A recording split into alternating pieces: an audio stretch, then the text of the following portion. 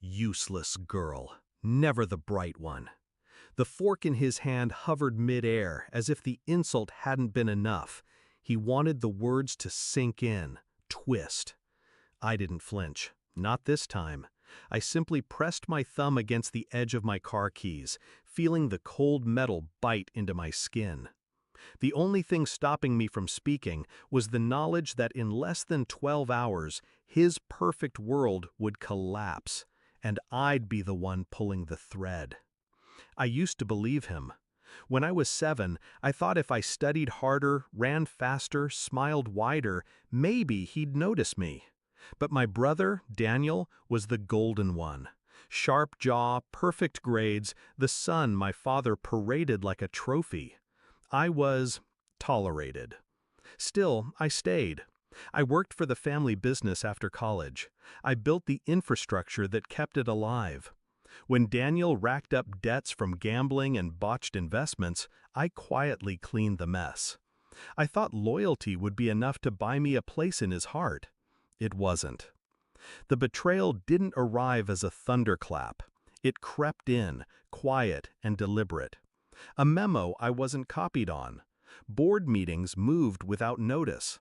I told myself it was an oversight, until the shareholder packet landed on my desk. Daniel's name, CEO. Mine? Erased. My signature was missing from the final approval. Someone had forged it. And my father's name was there, right next to Daniel's, in black ink. The air left my lungs. Not because I'd lost the title. I'd lost the years I'd given them. The nights I stayed in the office while my friends lived their lives. The vacations I never took. The silence I swallowed. I didn't cry. I calculated.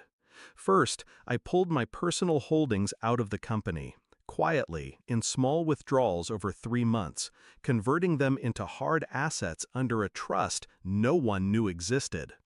Second, I began documenting. Emails, contracts, bank statements showing Daniel's misuse of corporate funds. Every lie, every falsified report, printed and time-stamped. Third, I waited. And then it came. A merger deal. Our company's golden ticket. The press release would go live Monday morning. Millions at stake. Daniel and my father had no idea I owned the land rights the deal depended on. Land I had purchased under an LLC years ago when I was still too naive to understand business. Tonight was my last family dinner. I watched them laugh over wine, Daniel's new Rolex flashing under the chandelier. My father toasted to the future. I raised my glass too, masking the slow burn of satisfaction in my chest. When dessert came, my father leaned across the table, his voice sharp enough to slice through the sugar in the air. "You'll find something else to do, or someone else to take care of you." Daniel chuckled. My mother looked down. I smiled, not kindly. The next morning, the calls began. Daniel first, then my father, then the lawyer. I didn't answer. By noon, the news broke. The merger had collapsed. The land rights had been sold to a foreign investor for $15 million. Me! Without that land, the company's stock tanked 47% in a single day. By evening, the bank froze Daniel's accounts pending an investigation into the financial irregularities I had sent, anonymously, to the SEC. By night, my father's name was trending online, not for the empire he'd built, but for the corruption he'd buried. They showed up at my door 2 days later. Daniel's face was pale, his suit wrinkled. My father looked smaller somehow. "You've ruined us," he said. No rage this time, just disbelief. I stepped aside, letting them see the open box on the table. Documents, photographs, proof of every betrayal they'd dealt me. The box wasn't for them. It was for the press, already scheduled for pickup in an hour. "I didn't ruin you," I said. "You handed me the match." Daniel tried to speak. I stopped him with a look.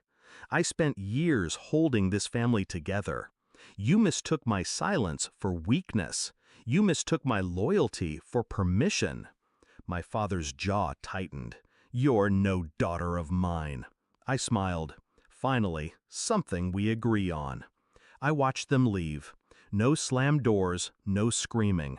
Just the sound of shoes on the gravel drive, each step carrying them farther from the life they once controlled. When they were gone, I walked to the window. The city lights stretched out before me, glittering like the future I had carved for myself.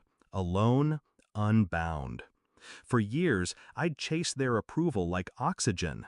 Now, I breathed just fine without it. They will rebuild, maybe, or maybe not. But they will remember the day their golden child wore bronze, and the useless girl walked away with the crown. And I will never let them forget who put it there.